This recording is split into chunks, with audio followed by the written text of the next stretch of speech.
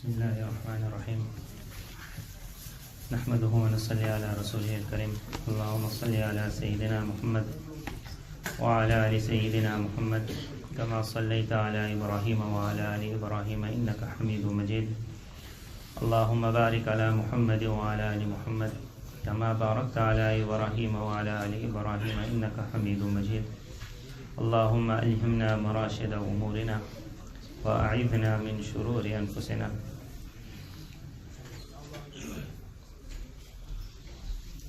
My desire is to speak today regarding the honorable family of Rasulullah sallallahu alaihi wasallam, and because it has to do with the woman more. So many a time in Islamic history, many people are aware of the history of Hazrat Fatima radiallahu anha.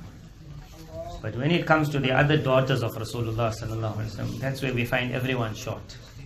Perhaps in madrasa we learned their names. There was Zainab, there was Ruqayya, there was Kulthum radiallahu anhum.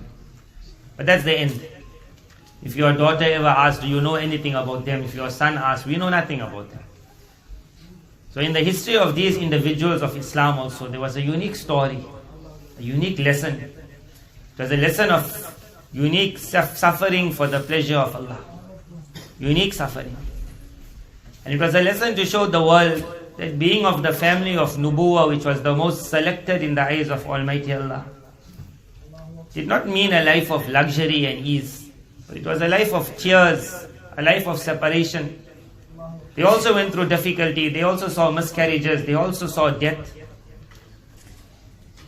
So beginning with Hazrat Ruqayya radiallahu anha, the eldest daughter was Hazrat Zainab radiallahu anha, who was born when Rasulullah sallallahu alaihi wasallam was about the age of 30. Thereafter came Hazrat Ruqayya radiallahu anha at the age of 33. Then came Hazrat Kulthum radiallahu anha, and then came Hazrat Fatima radiallahu anha. Hazrat Khadija radiallahu anha accepted Islam. She was the first woman to accept Islam. But obviously when we mentioned that, it meant that when she accepted Islam, her daughters followed suit immediately. So their names normally don't come. The first woman to accept Islam was Rasulullah's wife and then his daughters, because it was part of the package. As soon as their mother accepted, they accepted. During that time there was a custom amongst the Arabs that from a young age you would get your daughters married. But the consummation of the nikah, what we will call rukhsati, that would happen when the girl would become bigger, older. So this is lesson number one for all of us. This was the sunnah in the life of the daughters of Rasulullah sallallahu alaihi wasallam and in the life of Rasulullah sallallahu alaihi wasallam himself. But we have a custom today called proposal. I go to see a girl, I like the girl, I take a ring with me also. It's called engagement. That engagement ring in Islam, there is nothing like that. You can't be engaged. And the engagement gives nothing but problems in the marriage.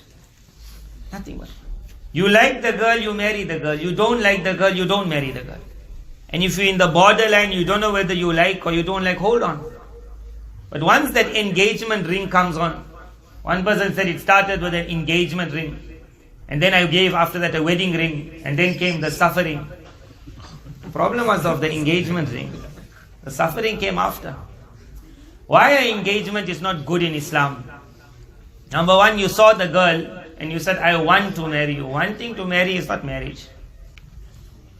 So from that point onwards, whenever you send a message to that girl, obviously she's going to respond, isn't it? Because she understands one day she'll be your bride. Even if you make a funny remark, a funny joke, she will have to accept it. Even if you say, I want to see you, I want to see your picture, she will send it, because she knows I can't make my future husband upset. He might cancel the whole thing. Every time you think about her and you're happy about it, every time she thinks about you and she's enjoying the thoughts, that entire thing is recorded as an act of zina, adultery. Every gift that goes between the two parties, every meal that this party says, we're coming there to have a meal. When they're having a meal, the boy and the girl will meet, they'll smile at each other. A girl got haya, but in front of the man she thinks, will one day be my husband. She drops that level of haya. She can't act very pious. We were with one great saint of his time, and he took us to his madrasa which was being built. So on that day it was the foundation only. The foundation goes deep, there's no building. Every day after Fajr Salah he would take us to the foundation. We would stand at the foundation. We were young at that time, so after Fajr we like to sleep. So for us to take that journey was very hard. Half we would fall asleep in the car. Then we would reach there, then he would make a long walk around the whole thing. Then he would reach a certain point, now he would start making dua. Every day it was happening. So maybe he noticed that we're getting tired of this. So he taught us a lesson in life. He said, you see, one day this will be a very big madrasa. And perhaps that day I won't be alive to even see it. He says, but the foundation is what's important. He says, while the foundation is being laid, if it gets acceptance in the eyes of Allah, it can go to the skies, the madrasa also. He said, but if the foundation is not solid, you can have a top building. But if it's not accepted by Almighty Allah, that building will give no good. He said, the foundation. In marriage also, a lot of times we think marriage got to do with after the nikah. Many a time it got to do with the foundation of the nikah. The foundation of the nikah is this part. That before the day that they got together, how much of haram took place, or was it based on halal?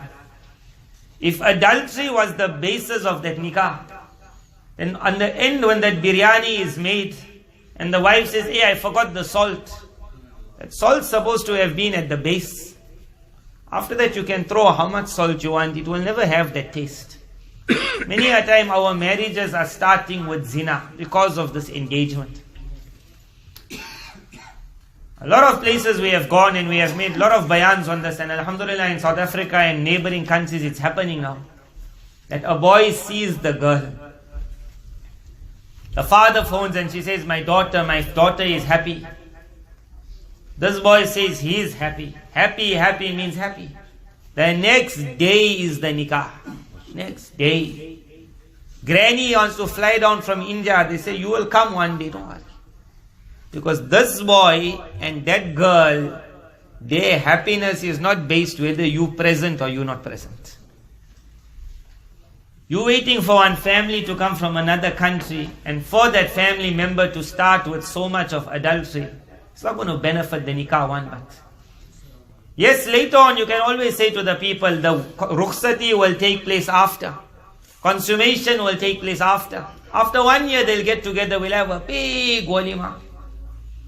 And I know when my friends get married, then to make the family happy, they tell them big walima after 1 year. But the day that boy sees the girl first time, although everybody else says big walima after 1 year, rukhsati, that night, that boy says to his daddy, can I go for a drive? But the next day he phones me and says, isn't I should have a walima? I say, have a small walima. You think he's going to stay away from the girl? No one stays away. Once there's a girl, the relationship has to start. If it had nikah at night, even if they were sitting in their car and they kissed, even if mommy and daddy knew nothing about that kiss was called an act of ibadah.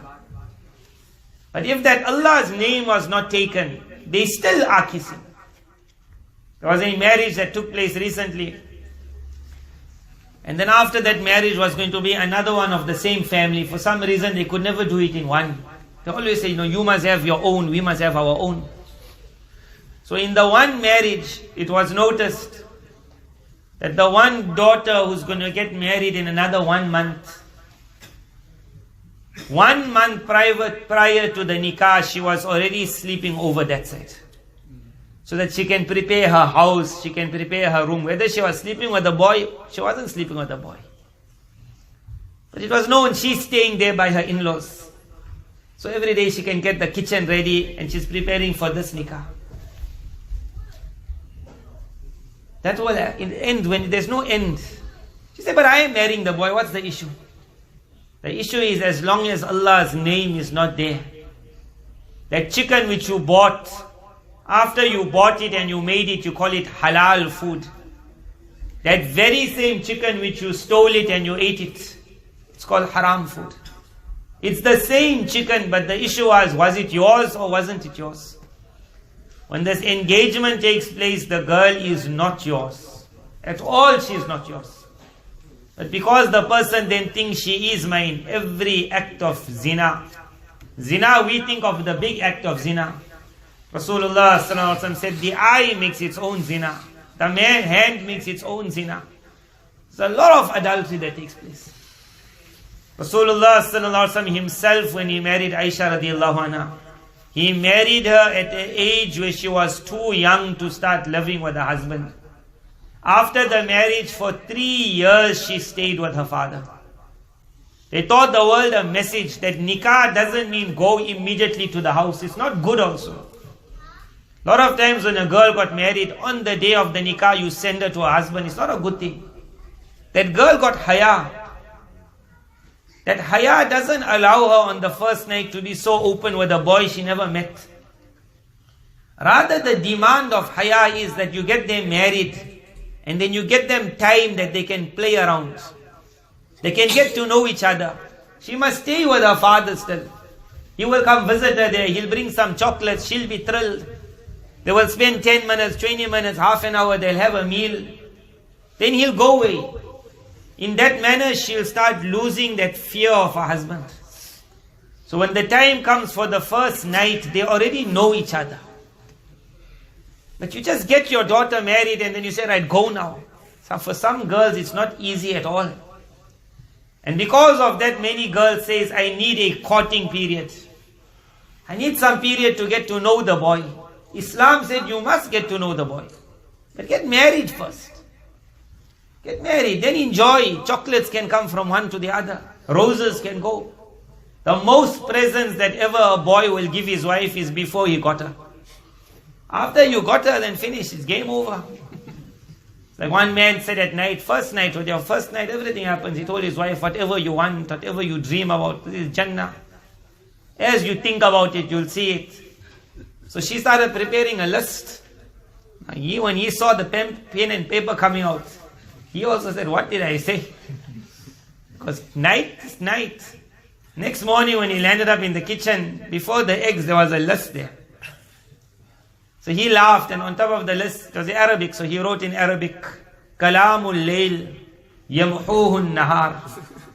The talks of the night are erased by the day. Kalamul Layl, talks of the night. The morning, don't ever bring it up. That was bedroom talk. The only bedroom talk that takes place is during the courting period. That's when the husband looks for messages to send to his wife. She looks for messages to send to him. It is so romantic, but do it with the name of Allah. Your daughter will enjoy, whether it's 3 months, whether it's 4 months, whether it's 1 year. That is the best time where love is created. They haven't yet met really. But when this engagement comes, it spoils everything. Custom has brought this engagement. Islam never showed an engagement. Rasulullah sallallahu alaihi wasallam's 2 daughters were already married. They were married to their cousins, Abu Lahab's children. Abu Lahab was the direct uncle of Rasulullah sallallahu alaihi wasallam. So he had one son Utbah, one son Utayba. Then dawah of Islam started. From the people who stood up the most against Islam was the uncle of Rasulullah sallallahu alaihi wasallam. Whereas he was supposed to be the closest Abu Lahab. Because Nabi sallallahu alaihi wasallam lost his father Abdullah at a young age. After that, Abu Lahab was regarded as the elder of the family. So on the birth of Rasulullah sallallahu alaihi wasallam, already Abu Lahab showed extreme happiness. He had a slave, he set her free. There was a lot of contact. That is why when Nabi sallallahu alaihi wasallam got 2 daughters, the nikah was already made. But when the dawah started, the person who stood up the most, so lesson number 2, that those people who you least expect it from, sometimes in life they become your enemy. That's a lesson Islam taught. The one that you expected the least from, like sometimes they become your enemy. That's life. So sometimes when a person comes into Islam, especially when a woman, when she decides to don the niqab, at that time those women that were the closest to her, they mock her the most. Where she thought she'll find some respect and some support from them, they're the ones who don't want to give no support. Rasulullah sallallahu alaihi wasallam, when he called the Quraysh, to give the first open dawah of Islam. Special mention he made of his immediate family. Because when the immediate family will come and they'll support, then the others will support behind them. In the immediate family, special attention was given to Abu Lahab. At that time, he was not Abu Lahab. Abu Lahab was given, or at that time it was Abu Lahab, but Abu Lahab had a meaning. Lahab had a meaning of flame. So Abu Lahab was so handsome that his cheeks would shine red. On the redness of the cheek, he had a title at that time called Abu Lahab, the man with a cheek that looks like fire. Beautiful. Rasulullah ﷺ gave a da'wah. The person who stood up was Abu Lahab. When he thought he will support me the most, he said, Tabban lak. That, oh my nephew, you wasted our time today. We were in the business. You called us for this. When he spoke, nobody else was going to speak. Even if someone had to support, everyone just kept quiet. He was a leader, but the person you thought will support the most. In life, many a time when we put our eye at a certain individual, Allah Ta'ala makes it that individual knocks you the most. Never ever trust the world. On that the surah was revealed, Tabbat yada Abi Lahab. That Abu Lahab, from his tongue came that, oh Muhammad, may you be destroyed. In response, Rasulullah ﷺ did not curse. The curse came from the heavens. That, oh Abu Lahab,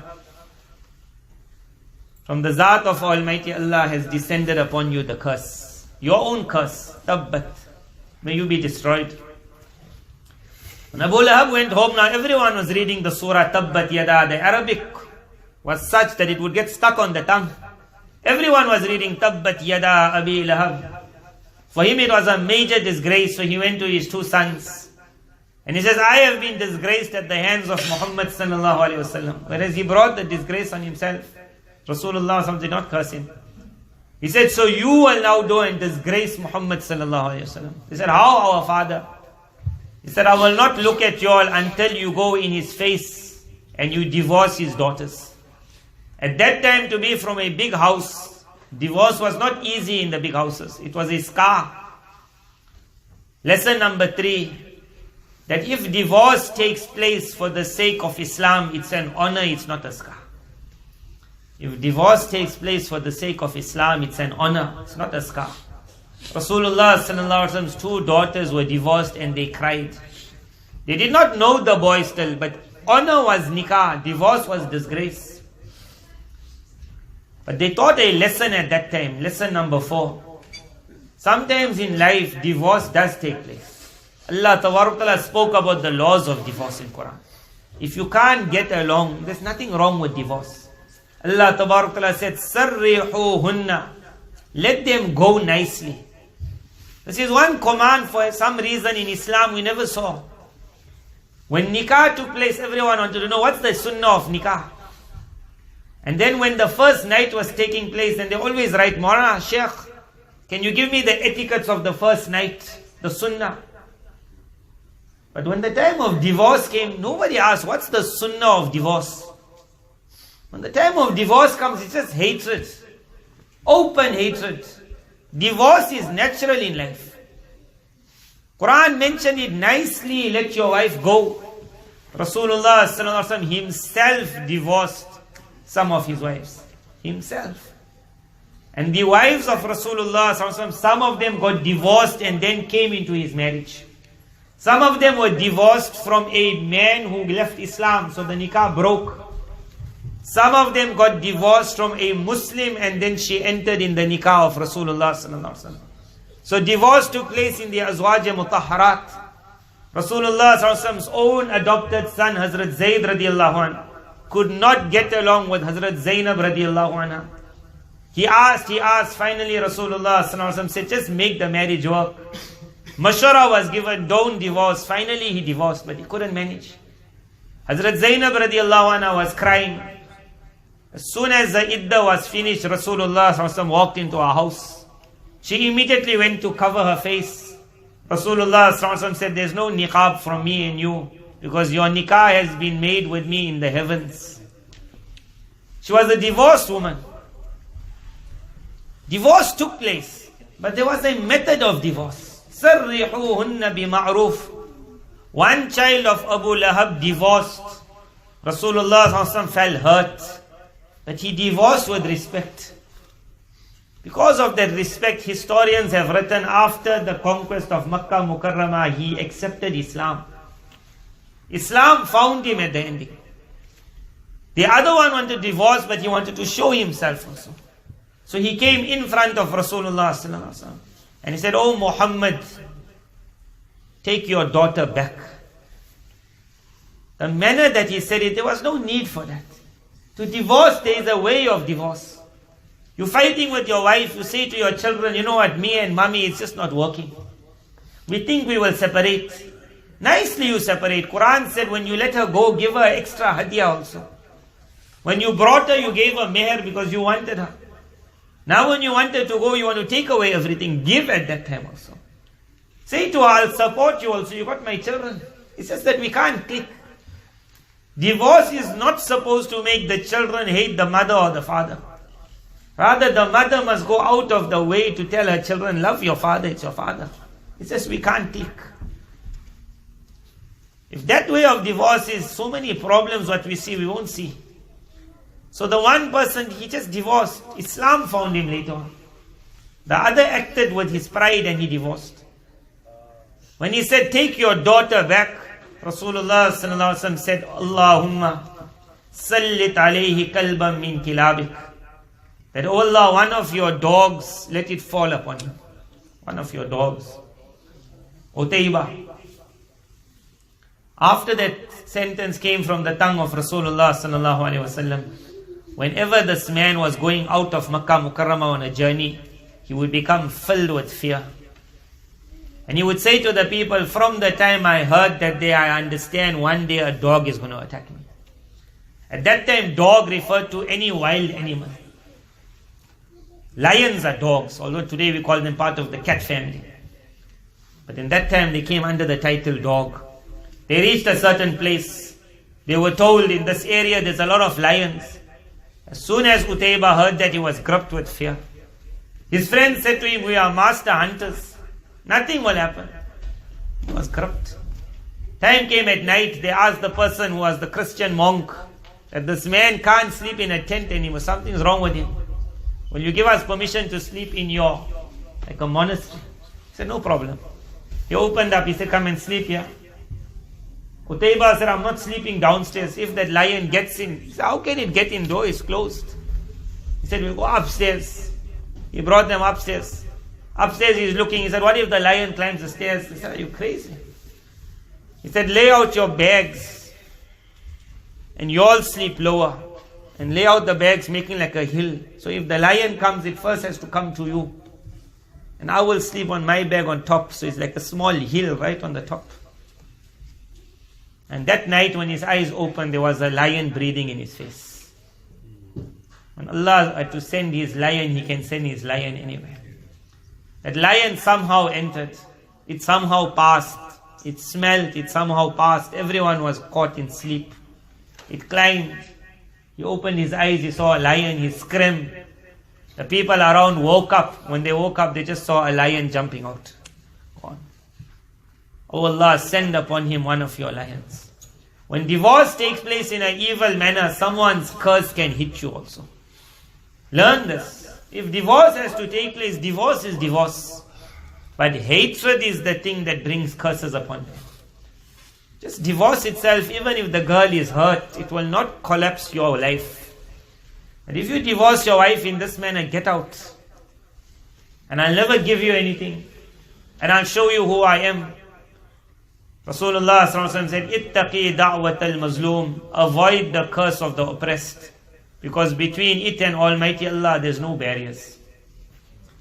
But it's not only that sometimes the husband is the oppressor. We have seen so many a time it's the wife that's the oppressor. When the divorce takes place, she says to her children, "You will never see your father." Now every time he phones, he says, "Can I have some visiting rights?" No way. That is also called oppression. There's no need for that. Rasulullah ﷺ's daughters were divorced. Lesson number 5. Asa an takrahu shay'a wa huwa khayrul lakum. Sometimes you dislike something, whereas in that Allah has put all good. Hazrat Zainab radiallahu anha got divorced. She entered into the nikah of Rasulullah sallallahu alaihi wasallam. Rasulullah sallallahu alaihi wasallam's two daughters got divorced. They entered into the nikah of Hazrat Usman radiallahu anhu. On the divorce, iddat completed, wahi came down. Jibreel alayhi salatu wasalam said, Allah has ordered that the nikah of Ruqayya will take place with Usman al-Ghani. Hazrat Usman radiallahu anhu at that time was at the prime of his youth and handsomeness. Hazrat Ruqayya radiallahu anha was an embodiment of beauty. When the two of them got married, the Quraysh woman would say that ahsanu shay'in ra'a insan. The most beautiful couple that man has ever seen is the couple of Usman and Ruqayya radiyallahu anhu. Divorce took place there where the nikah was going to take place. Hazrat Usman radiyallahu anhu would become such a husband, such a husband. But again, lesson number 6. That in life, after marriage also, don't expect honeymoon will last forever. Which is a problem with us and our daughters. When our daughters get married, they expect they're entering into paradise. That's what they expect. So any small issue they see in the house of the husband, they want to run. One girl wrote to her father. Normally in English we have swearing words. And normally the swearing words in English are 4 letters. So she said, Daddy, from the time I entered here, he's only using 4 letters against me. He said, but he's such a pious boy. I never knew he can swear. He said, from the time I'm here, I'm hearing it after, again and again. So the father was on his heat, but he just asked, like, what he's saying to you? He says to me, cook. 4 letters. I'm. 4 letters. Wash. What do you expect? 4 letters. That's the swearing word of today. I don't do all this. Today my nikah is a different nikah. I entered the house. So I had my speech ready, like my speech. On that speech I said, oh my mother-in-law, I wish to greet you with the greeting of Islam. Assalamu alaikum. From my side you'll see no problem. He said, oh my daughter, my sister-in-laws, don't feel threatened with my coming into your family. I have come with salam, peace. Oh my father-in-law, do not think I will come and intrude in your privacy. I have come with salam. Everyone was smiling. Then she went into the details. She says, oh my mother, don't ever think I will try and steal your kitchen. The kitchen is yours. You continue cooking as you have always been cooking. Oh my sister-in-laws, how you are ironing and washing, I'm not going to introduce in your privacy. You carry on. How you looked after your brothers before, carry on looking after him. I will not interfere. So the father, now he looks up and he says, oh my daughter, if she has to do the cooking and she has to do the washing, what you going to do? She says, Daddy, I came to entertain your son. That's my job. Entertainment. I haven't come to work. I came to entertain. In today's nikah, that's what's happening. The girl doesn't want to go for khidmah. She wants to go into paradise. On the nikah of the daughter of Rasulullah sallallahu alaihi wasallam, exam number 1 was going to start. It was the time of hijrat to Abyssinia. Living in Makkah Mukarramah was not easy. Usman radiallahu anhu asked permission, can I go to Africa? Rasulullah sallallahu alaihi wasallam gave permission. How his heart was, he loved Hazrat Ruqayya radiallahu anha so much. Historians explain when she reached Abyssinia, there was a delay in contact. Rasulullah sallallahu alaihi wasallam started wondering, what's happening? A woman came from Africa. The first thing he asked her, did you see my daughter? She said, I saw your daughter. She was on an animal. And Usman radiallahu anhu was pulling it. Nabi sallallahu alaihi wasallam just started crying. You have to be ready to separate sometimes. Next lesson. When your daughter gets married, let her separate. Today with WhatsApp, that separation doesn't take place. So many husbands are complaining that my wife is only chatting. Only chatting. I took her to see a tree. Now she's taking a picture of the tree and sending it to her mother. Then I took her on the mountain climbing. Now she's telling, Mommy, we're climbing a mountain. This level which Islam asks when you get married is that the times you spend in privacy with your husband must not be told to anybody else. This is also part of that privacy. When you go out, you don't need to send messages. One message must go, Alhamdulillah, we read safely. Then normally you got mobile data or you got Wi-Fi, put it off. Finish. Because when you meet your husband that night, what you do? You put off the lights. When you put off the light, it means it's me and you, no one else. When you go out with your husband on your honeymoon or whatever you want to call it, put off that Wi-Fi. Whenever the Sunday afternoon drive comes, put it off. Your mother must not know your entire life. Because when you explain to her all your good days, you will also then start telling her all your difficult days. And everyone goes through difficulty. But for some reason, mothers today, when they hear my daughter got a headache, immediately they want to take a flight and bring Panado. She got a headache. So what, you had lot headaches? Let her live with the headache. You don't give your child a chance to grow up, they will never grow up. We are seeing those mothers today, when Eid comes, they bringing all the food. They doing the cooking. They saying, daughter, don't worry, Ramadan is coming, I'm sending the chicken. Everything you're doing, when you die, then what? Your daughter has to learn to be you. But you can never teach your child as long as you behave like a slave to your children. Let them live now. When your child reaches an age, you must draw back. And if you're scared they're going to slip, man will only learn how to walk if they are ready to fall. Let them walk. They made hijrat, it was not easy. While in Abyssinia, she became pregnant. Asqata sitqan fi Habsha. While in Abyssinia, she suffered a miscarriage. Neither was her parents there to help her, neither was his parents there to help her. When a miscarriage is suffered, it's not easy for any girl. But when the daughters of Rasulullah ﷺ could do it, me and you can also do it. You must be ready to make sabr. Marriage is like this. Thereafter she fell pregnant again with Abdullah. Usman radiallahu anh was now going to see imtihan. He came back from Habsha. He reached Medina Munawwara. At the battle of Badr, his wife passes away. Hazrat Ruqayya radiallahu anha did not see the easy times of Islam. She separated from Nabi sallallahu alaihi wasallam during the difficult times. She saw a miscarriage. She came back and she passed away. And Usman radiallahu anhu's exam was going to continue. Abdullah at that time was 4 years old. He lost his mother. At the age of 6, this was Usman radiallahu anhu's life, because it was his connection with his wife. At the age of 6, a cock pecked into the eye of Abdullah when he was playing outside. Then it began developing into like a wound. And very soon after that, Abdullah passed away. At the grave of Abdullah, Rasulullah sallallahu alaihi wasallam also cried. They had a lot of feeling. We also got feeling. But exam must come to everyone. When you see death in your family, remember the family of Nubuwah. They also saw miscarriages. They also saw tears. They also saw. Lesson number 7. When Hazrat Ruqayya radiallahu anha was now sick, it was the battle of Badr.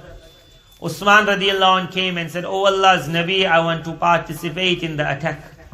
Rasulullah sallallahu alaihi wasallam said, "Oh Usman, my daughter is not well. Will you stay to look after her?" Many a time someone gets overtaken with the josh of Iman. So he wants to make khidmat for deen. But at that time his wife or his daughter is not well. At that time, do you just go out and you leave the individual? Or at that time, do you spend time, because that is also part of deen? Rasulullah sallallahu alaihi wasallam said, "Oh Usman, please look after my daughter, she's not well." Usman radiallahu anh said, "I accept the command of the Rasul of Allah sallallahu alaihi wasallam." Hazrat Ruqayya radiallahu anha passed away while the battle of Badr was taking place. The burial took place before they returned. Lesson: when a janaza takes place, Rasulullah sallallahu alaihi wasallam thought, do not delay in the burial of the janaza. The father was in Badr, he could come back shortly. They could have waited for the Nabi of the time to make the janaza. Who won't want that janaza? But the law in Islam is the death of Ruqayya radiallahu anha demanded the burial of Ruqayya radiallahu anha.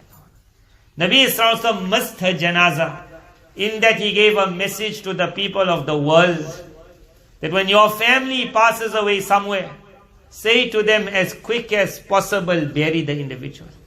If I get there on time, I'll present myself. If I don't, I will say, oh Allah, because I practiced on the sunnah, on the amal of the sunnah, I ask that you forgive the one who is in the grave. Many were forgiven on this aspect. That who doesn't want to be at the janazah? Who doesn't want to? But when the Nabi of Allah was in Badr, and he missed the janazah of his daughter, he gave a message for the people of the world, that if you have to miss a janazah also, doesn't matter. Then he came and he said to Usman radiallahu anh, that, oh Usman, because you looked after my daughter, Allah has given you the entire reward of the people of Badr. And a share of the people of Badr, I have taken it out. Allah has counted you amongst the people who took part in Badr. In that he gave a message to the husbands of the world, that while your wife is young and nice, to make her khidmat is very nice. Because when a person gets married, during the first few nights, he only wants to make his wife khidmat. Which my principal normally would say in a unique manner. He says, when you get married on the first few nights, then you telling her, I'll rub you. She says, I'll rub you. I'll massage you. I'll massage you. He says, you got different scents and different perfumes, rose and velvet and whatever. He says, but don't forget the time will one day come when she is old and you old. At that time, she'll also say, my back is paining, you'll press me. He says, as you pressed her with so much lust at the beginning, you must be ready one day with zambak to press again. The beginning lust doesn't create Jannah so much like the ending. To make khidmat of your spouse when they're not well has earned some people the highest places in paradise. Some of our people, when the wife gets sick, then the first thing he starts thinking about is my second marriage. But that's not the time for it. Allama Sha'rani was the saint of his era. Tabaqatul Kubra of the Shafi Madhab he wrote. One of the things that he wrote was that from the favors of Almighty Allah upon me was when my wife became most likely paralyzed, and she even said to me that why don't you take another wife? He says, now my exam has come from Allah, that you served me for so many years, well I now managed to serve you. So he served his wife till her death, and he wrote, it is the favors of Allah that during my wife's illness, He did not allow me to be unfaithful. Unfaithful never meant zina and adultery. It meant at that time to think of a second marriage was not right. Usman radiallahu anhu was told, you looked after my daughter, Allah gave you the whole Badr. In khidmah of your wife, you will get lot. And the other way around also. In khidmah of your husband, you will get lot. This is one thing that women don't see in the pleasure of the husband paradise. Which Rasulullah sallallahu alaihi wasallam said that woman who passes away, وَزَوْجُهُ عَنْهَا رَاضٍ, and her husband was pleased with her. Every door of paradise will open to welcome her. That pleasure of that husband, for some reason nowadays the girl doesn't see it. That's her paradise. That Rasulullah sallallahu alaihi wasallam said, you cannot fast a nafal fast if your husband says no. Normally we would say, forget the husband, do what you want, your Jannah. He's going to come with you in the grave. He said, if your husband says no, you cannot keep a nafal fast also. وَزَوْجُهَا عَنْهَا رَاضٍ, that woman who died and her husband is happy, he said every door of paradise will open up for her. Rasulullah sallallahu alaihi wasallam came into the house of his daughter. Hazrat Ruqayya radiallahu anha was washing the hair of Usman radiallahu anha. I wonder if any woman ever did that to you. She was washing his hair. I also never took the chance. Tell your wife that you'll get one slap. He was washing. And when he entered, normally if you enter and you see your daughter doing this, you say, you know what?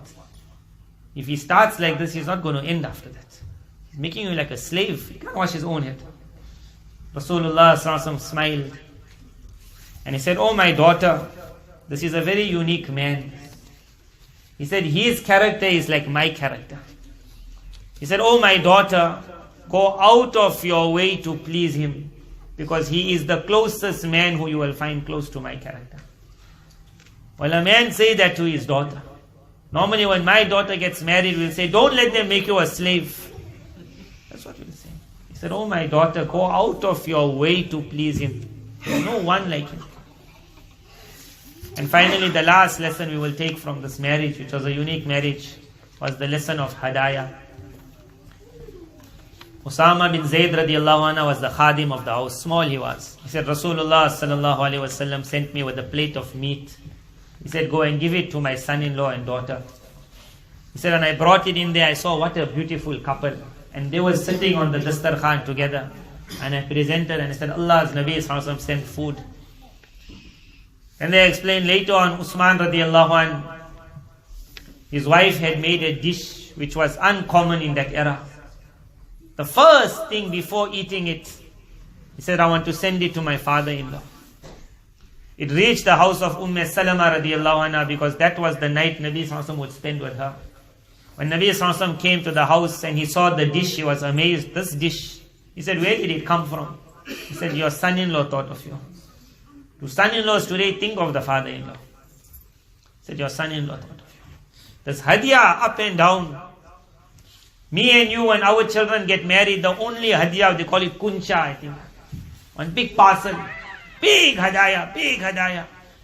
And after that, no hadiyah.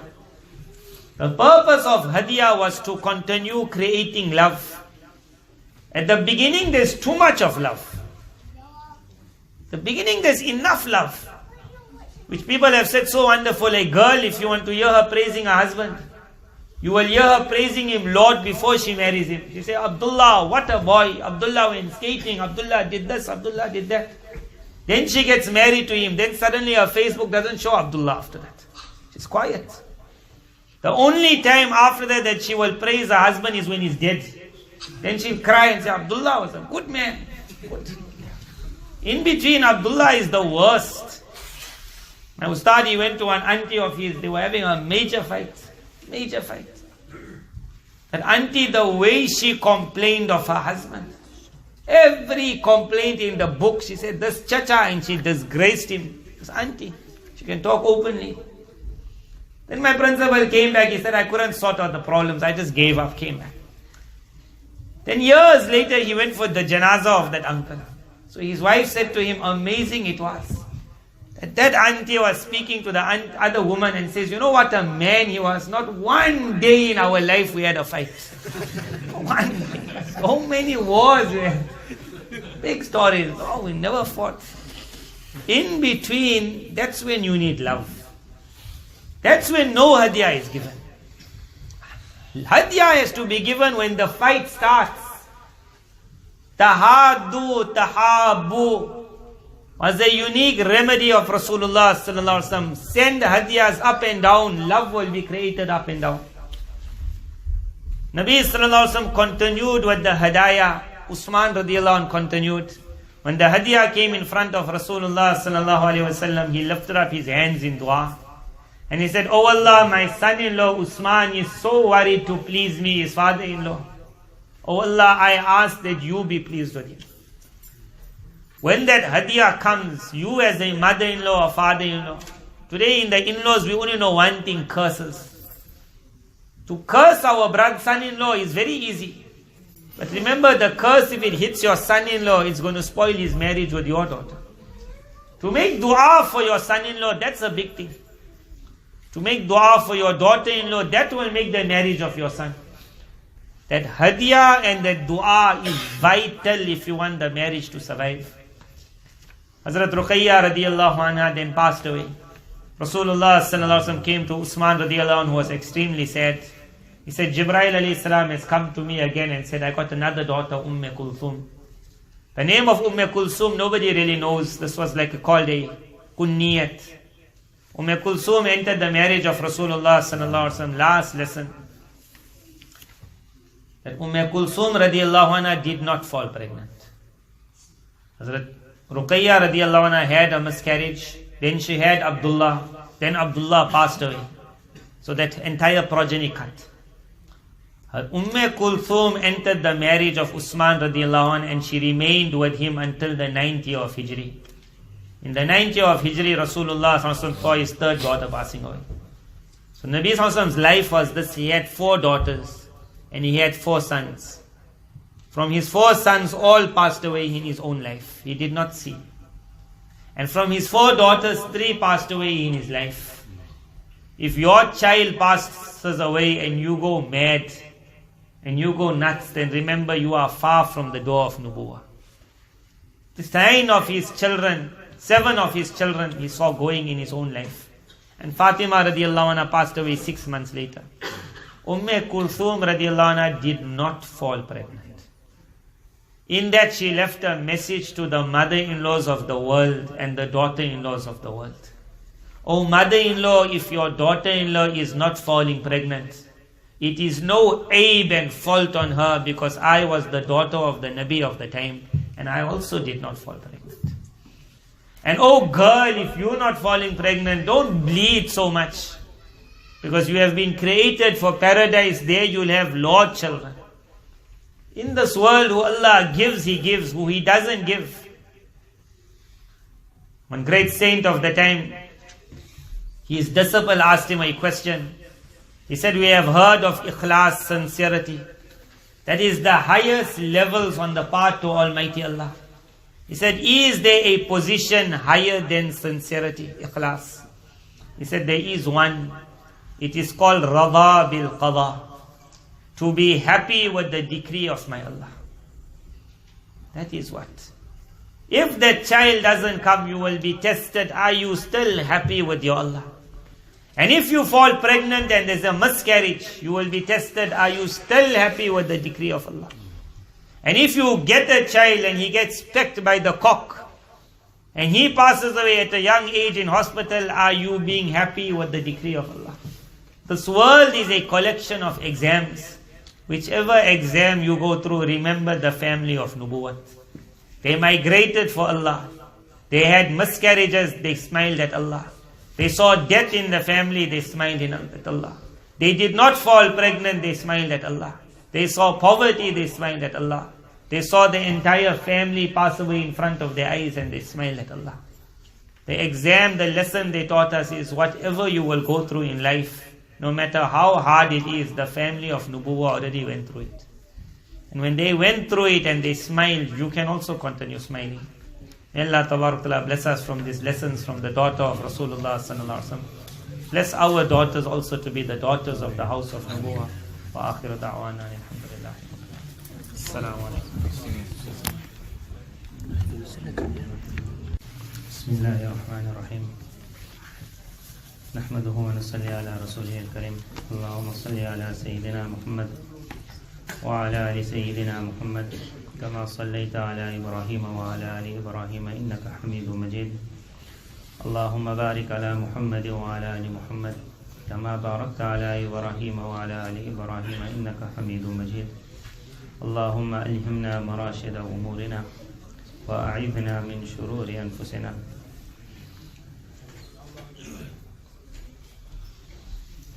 My desire is to speak today regarding the honorable family of Rasulullah Sallallahu Alaihi Wasallam, and because it has to do with the woman more. So many a time in Islamic history, many people are aware of the history of Hazrat Fatima radiallahu anha.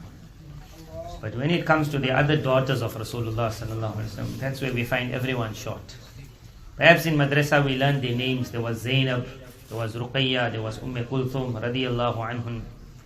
But that's the end. If your daughter ever asks, do you know anything about them? If your son asks, we know nothing about them.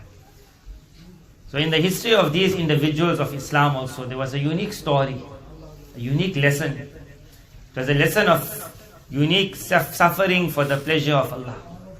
Unique suffering.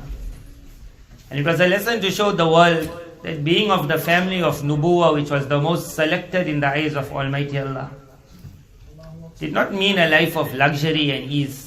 It was a life of tears, a life of separation. They also went through difficulty. They also saw miscarriages. They also saw death. So beginning with Hazrat Ruqayya radiallahu anha. The eldest daughter was Hazrat Zainab radiallahu anha, who was born when Rasulullah sallallahu alaihi wasallam was about the age of 30. Thereafter came Hazrat Ruqayya radiallahu anha at the age of 33. Then came Hazrat Kulthum.